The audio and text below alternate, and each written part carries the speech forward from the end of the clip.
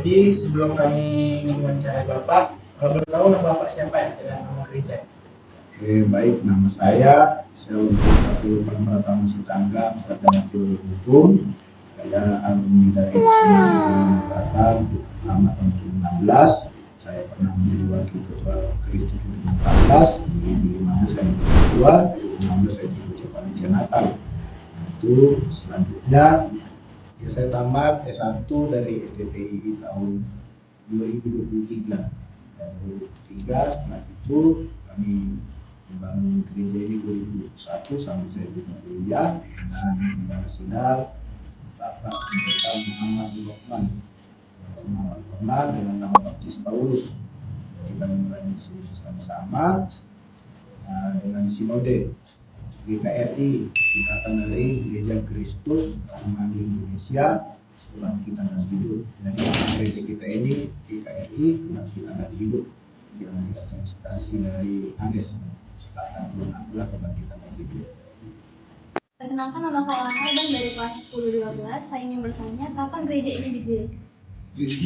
Gereja ini berdiri tanggal 14 November tahun 2021, jadi sudah jalan 5 tahun. Perkenalkan, nama saya Abram. Kalau dari saya ingin nanya, sebelumnya visi misi gereja ini kalau boleh tahu apa ya? Yang menjadi visi misi di gereja ini adalah gereja ini akan menjadi jawaban, itu visinya, karena sesuai dengan Matius 25 ayat 35 sampai ayat 40, gereja itu bertanggung jawab memberi makan, memberi minum, memberi pakaian, memberi tempat tinggal, mengunjungi orang sakit, bahkan juga mengunjungi orang yang tertawan di penjara. Artinya gereja ini memang menjadi Tuhan bagi orang-orang yang belum kenal Tuhan Yesus, agar mereka bisa merasakan kasih Tuhan. Jadi kami gereja visinya ini. Saya perkenalkan, nama saya Rizky. Saya mau menanya, udah berapa jemaat yang ada di GKRI ini pada saat ini? Jumlah jemaat saat ini sekitar 60 jiwa. Itu sudah termasuk anak-anak dan juga orang dewasa, laki-laki dan perempuan. Jadi ada 60. Perkenalkan, nama saya Gracia Simanusong, Pak. Kalau boleh tahu, apa alasan Bapak untuk membangun sebuah gereja di tempat ini? Oke, kenapa gereja dibangun? Yang pertama, ya Tuhan yang panggil, Tuhan juga untuk membalakan domba-domba Tuhan. Nah, kenapa bangun gereja? Yang pertama, gereja itu bukan hanya berbicara visi bangunan, tapi pribadi setiap pribadi juga. Namun perlu ada bangunan supaya orang-orang percaya boleh berkumpul. Nah, berkumpul membangun persekutuan. Jadi kami membangun gereja, bangunan fisik dan juga jiwa agar bersekutu bersama-sama. Awalnya gereja ini tidak di sini, ya awalnya di Mitra Mall. Nah, sampai akhirnya di tahun 2025 kami mencari-cari tanah, ketemulah bekas SLB Bakti ini. Akhirnya kami organisasi, kami beli, kami bangun, kami coba pindah seperti yang saat ini sekarang. Dan itulah alasan kami membangun gereja. Yang pertama karena Tuhan perintahkan, yang kedua menjadi tempat bagi orang percaya untuk bersekutu kepada Tuhan. Michael, ingin tanya kepada Bapak, apa yang menjadi motivasi terbesar Bapak dalam membangun gereja ini? Yang pertama ya pasti karena Tuhan perintahkan ya. Tuhan perintahkan waktu membangun ya banyaklah badainya, soalnya juga banyak juga cerahnya. Ya, mungkin kalian paham apa maksud badai dan cerahnya ya.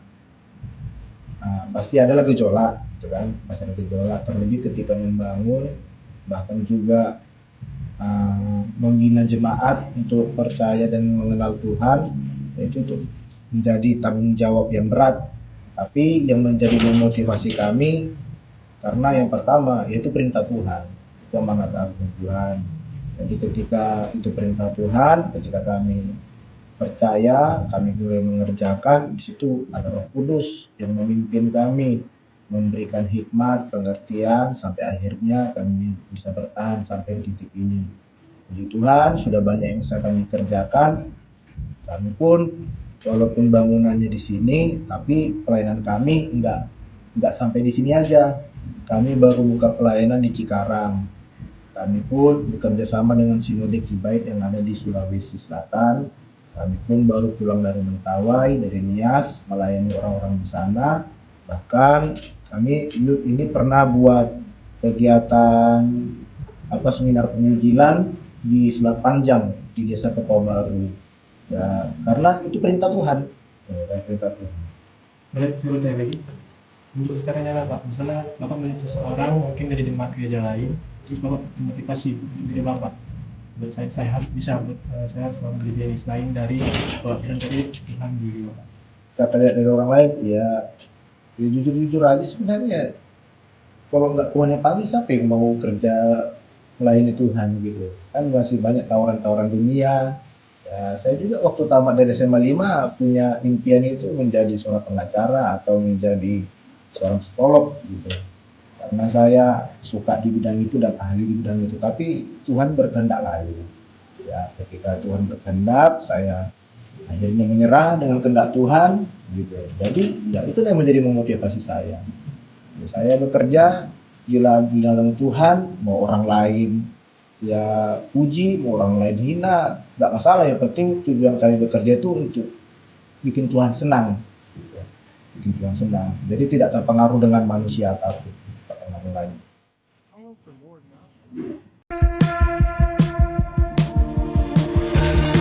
Shut the